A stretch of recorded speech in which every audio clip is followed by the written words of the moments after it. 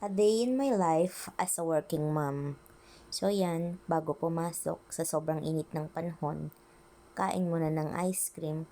Siyempre, hindi pwedeng walang reward yung anak ko na mabait. Wala na pong reklamo yan sa paghuhugas. Since then, nasanay na po siya na hindi na lang punishment ang paghuhugas, kundi part na yan ng task niya. Kailangan kahit nagtatrabaho tayo, may time pa rin tayo sa anak natin. Hindi lang panay paninermon, dapat may happy moments din. So ayan, nakagayak na ang nanay, pasok na. Kailangan talaga ng sakripisyo. Kahit gabi, nagtatrabaho.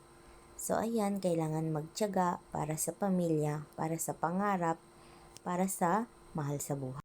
So fast forward, tapos ng duty, syempre uuwi, duty naman sa anak.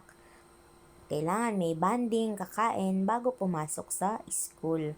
So habang nagagayak, habang naliligo si anak, si nanay naman, si mama, magpre-prepare na ng para mamayang lunch.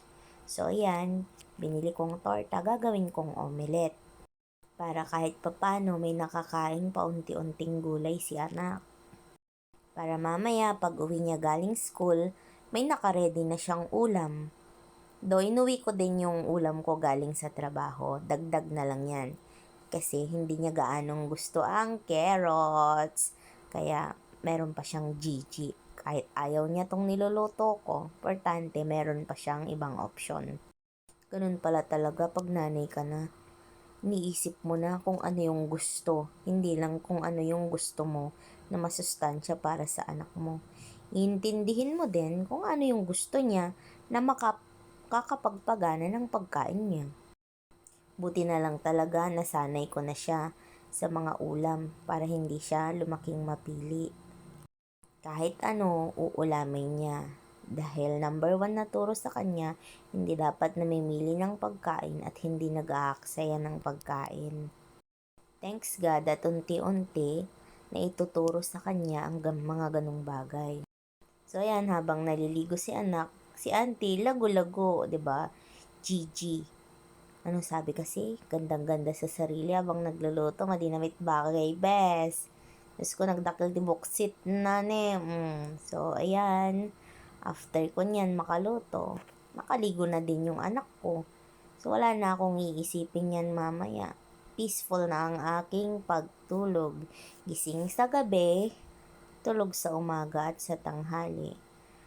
Sabi nga, hindi maganda yung ganong cycle. Kaso wala naman tayong ibang choice kasi nakikipagtrabaho lang tayo.